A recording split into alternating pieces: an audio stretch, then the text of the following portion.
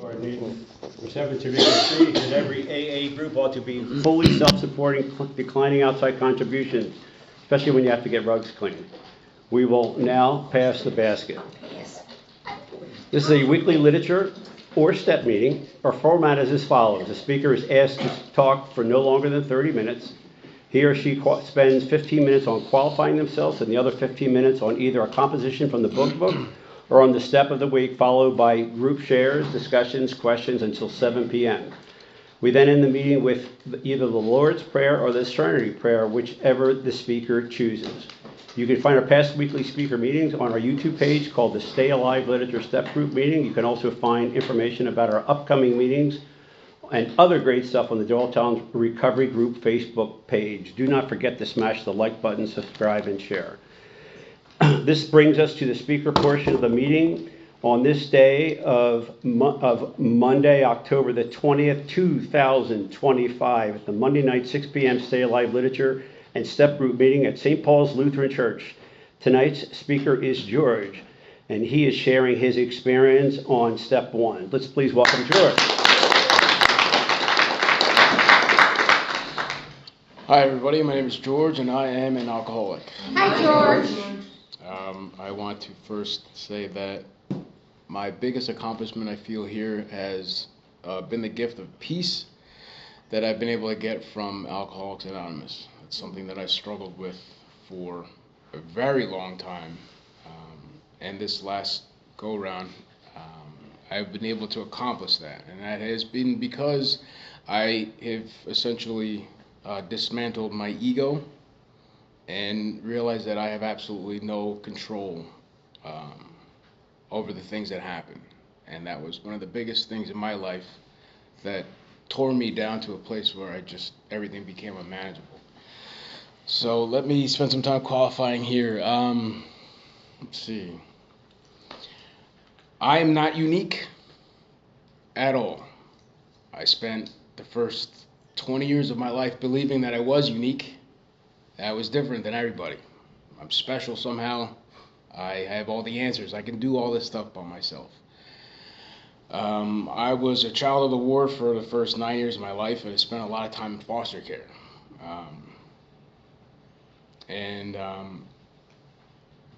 With that comes abuse, emotional abuse, sexual abuse. So when I say that I'm not unique, those are the times I felt I was unique. I'm unique. That doesn't happen to anybody. That happens to me. So I'll figure this out. I'll do this, you know. So I carry that with me like a badge of honor, you know. And then I was adopted into a great family who took me to college. They sent me. I'm a musician. I play the violin. They paid for classes for me to go to college to play violin. I was a performer. Again, I'm unique, you know. What Puerto Rican dude with tattoos plays violin, you know what I mean? It's just something you see all the time, you know? So again, I was unique. And I spent a lot of time in high school and college doing music and wrestling in high school and college. And you know, I did the best that I could with all these things. It was something that I was very proud of myself for doing. Till one day I decided that I'm tired of being a good boy. You know, I didn't spend any time doing drugs or alcohol in high school. I wasn't one of the bad kids. I was, you know, I had my head on straight. I'm unique. I'm better than, you know, a lot of these people. I can handle this if it happens. And I remember making the decision to smoke weed for the first time. And after that, I drank. And I can still feel it to this day. It was just something clicked inside of me, and I thought I loved it. Something clicked in me, and I knew that this was going to be bad. Something was going to go off the rails in my life, but I can handle it. You know, I've handled everything else. I was really good at everything else. I was exceptional at everything else. So this wasn't going to be a thing. You know, I joke around with my buddies about this, and it's not going to be a thing. I fell into a really deep depression after drinking. I became a raging addict, and my whole identity started to just wither away.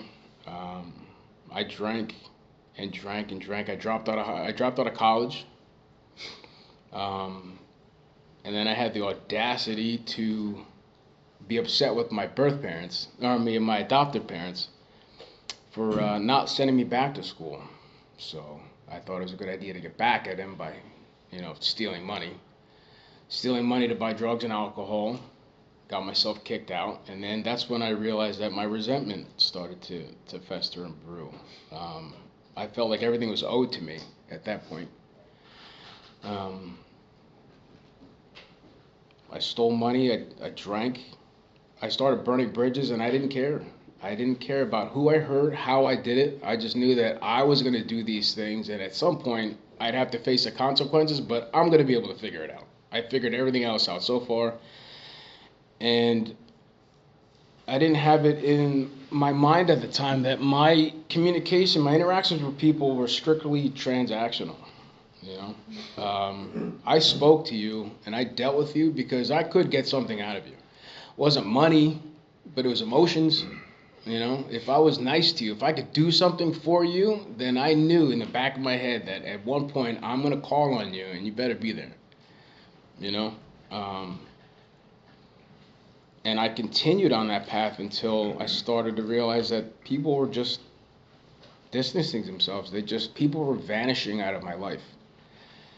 And I continued to walk this path of being drunk every single day, stealing money to get high every day.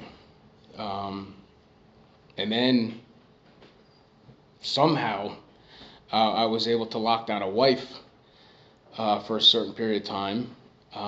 And I thought I had kicked the habit of drinking and, feeling sorry for myself. And to me, it was like, shit, I did it. Excuse me.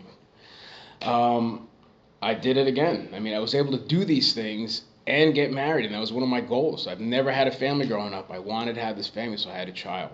And then after having my child, I slowly started drinking again because I didn't handle any of that stuff. I just kind of put it to rest for a while. Continued to drink. That marriage fell apart.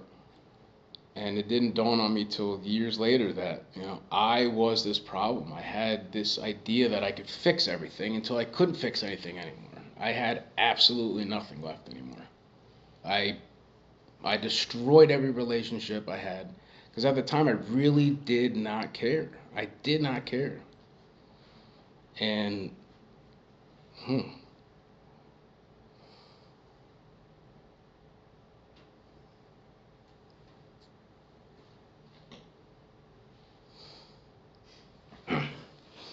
I hurt a lot of people because of my alcoholism, and I still struggle with it to this day.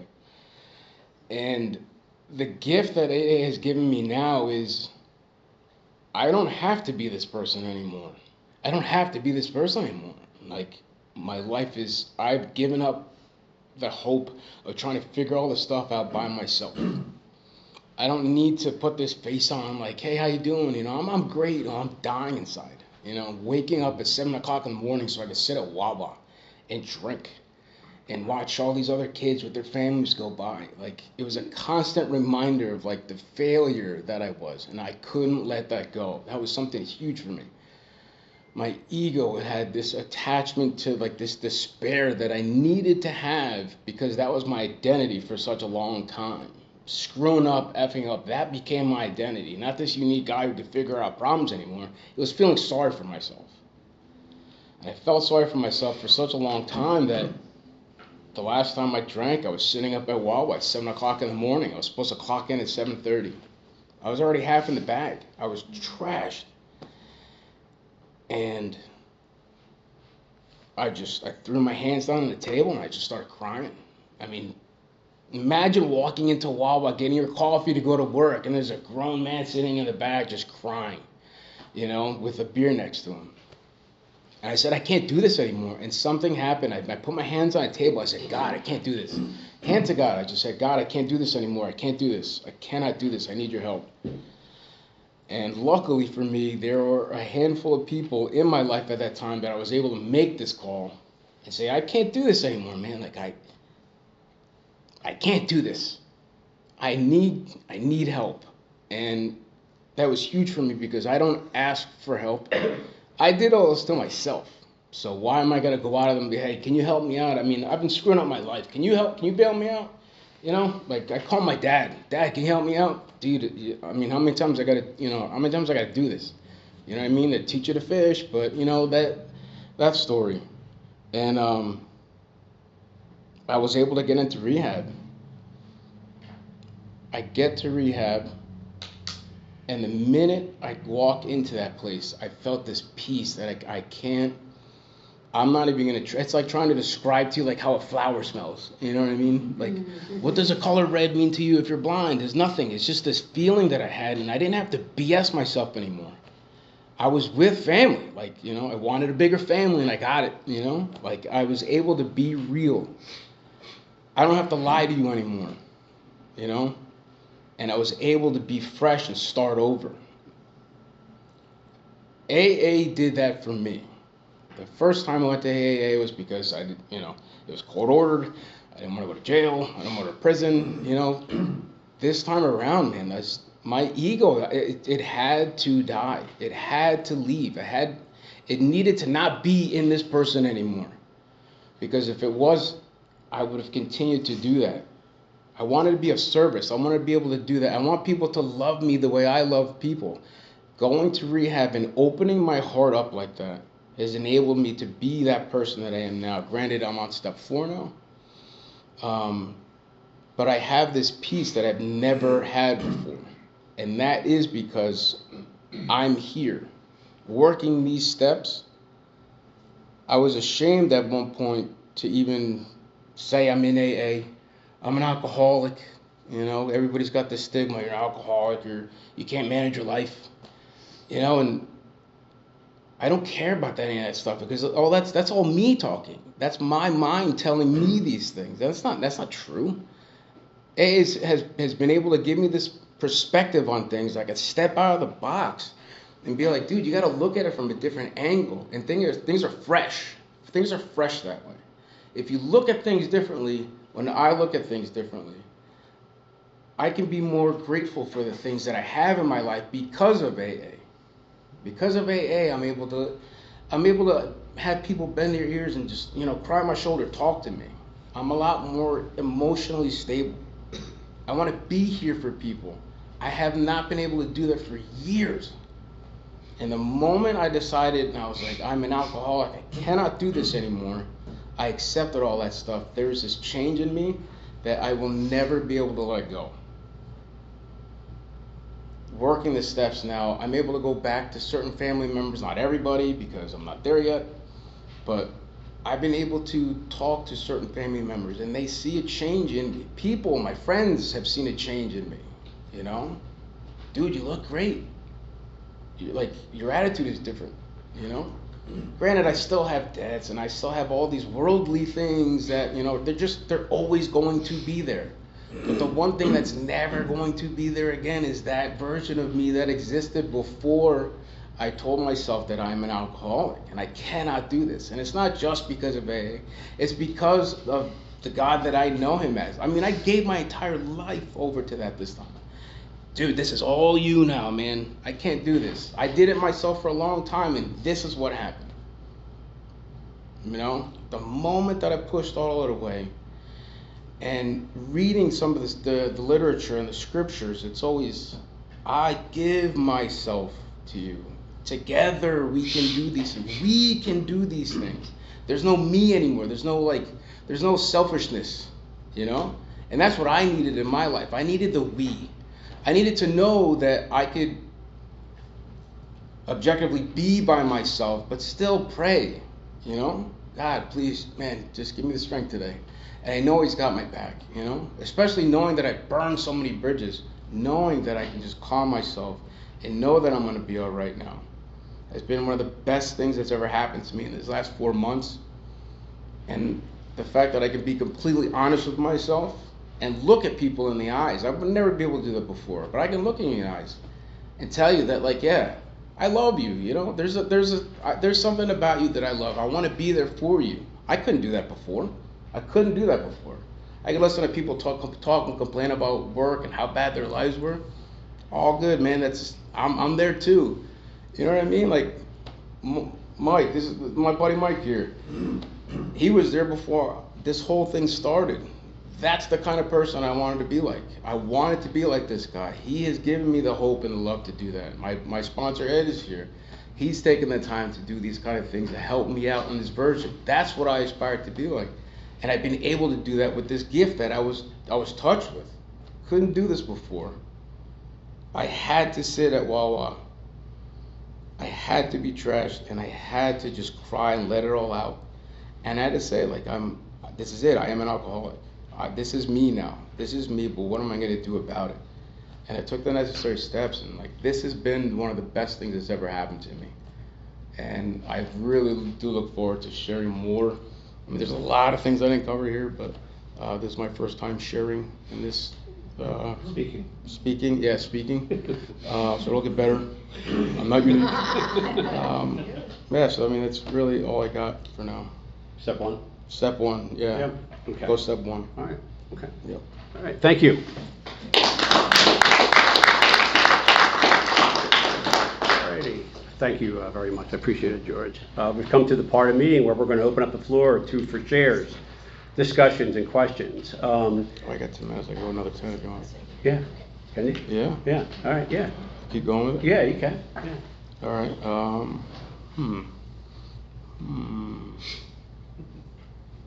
Whatever you got. Yeah, I spent time thinking about this before. I didn't really want to go into all the war stories of my alcoholism. I think that we've all been there. We already know what that's like. But I really can't emphasize this enough. When I vocalized it, I said that I am an alcoholic. I really can't do this without God. That was probably the biggest thing that was the thing that changed my life. The first time I tried Alcoholics Anonymous, it was like, I'm going to go to these meetings and hang out with these people, have coffee and, whatever.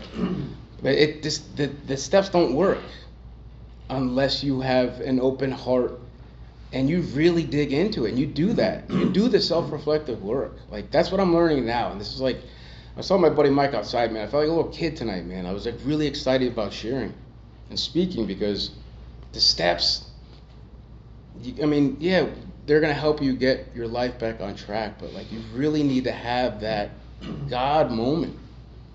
You'll get there however it comes to you. There's no way. Everybody gets their God moment the way it comes to them. But it won't mean as much. All this change has to come from in here. And that's what I've been so on fire about. Because it comes from here. I was doing it the other way around. I was doing the steps and I was going to meetings, but if it doesn't come from in here, there's just not going to come out of here. It has to come through here. And people dig on that. They vibe on that. There's the laws of attraction. They will come to you when you have that spiritual, that flow that comes through you. People will connect to that. This is one of the biggest things that I love about it. I spent so much time today listening to readings, making sure I got all my things squared away today. But that's the one thing that's always stuck with me. In a way, I'm almost happy that my life took this path. I don't want to say I needed to drink. I wish I didn't need to drink, but it had to happen in order for me to come here and be able to touch other people's lives. Just like they've all touched my life at some point or another. Growing up with, foster care, watching my biological mom do drugs. My dad, I'm adopted. My dad is a raging alcoholic, turns out. I met him 3 or 4 months ago, which makes a lot more sense now.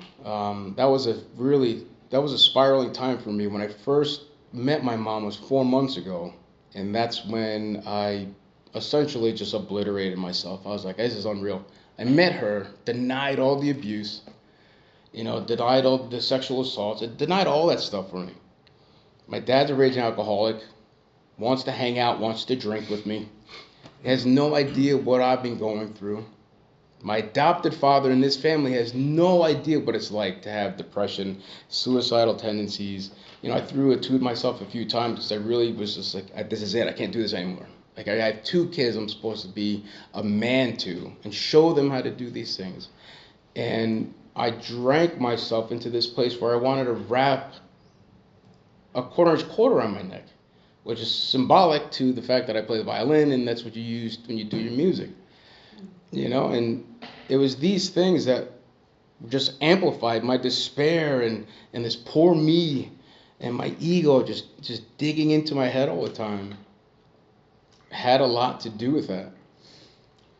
And once I realized that I can just take a step back out of all of it, clear my mind, and know that I'm not alone.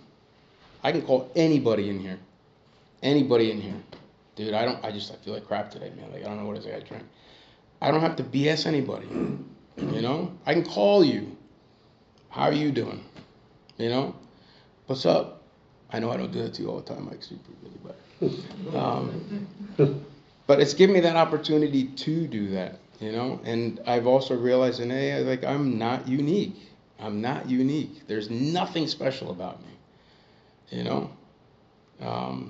that's the one thing that I'd like to kind of bestow upon you.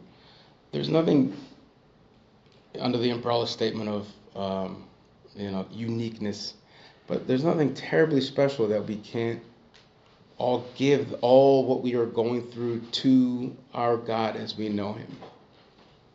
There's absolutely nothing that He can't handle, and I swear that I am proof of that because of all the things that have happened, and I'm still here.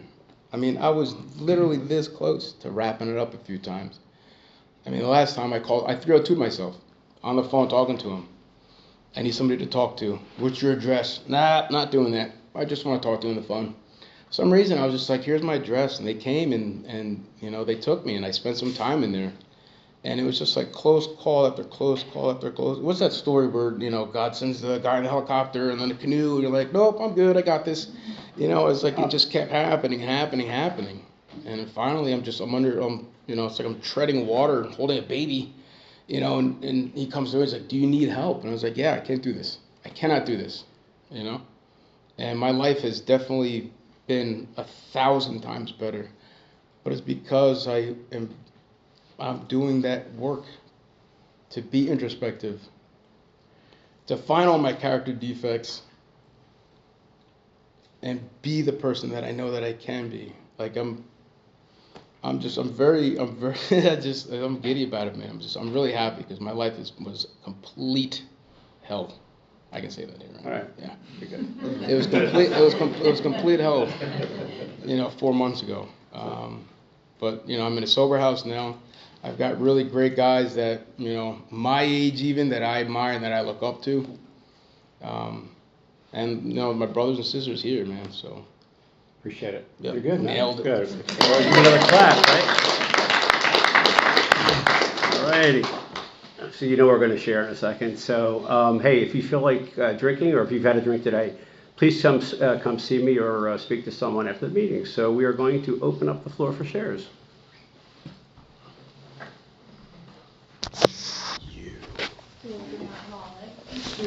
Jules.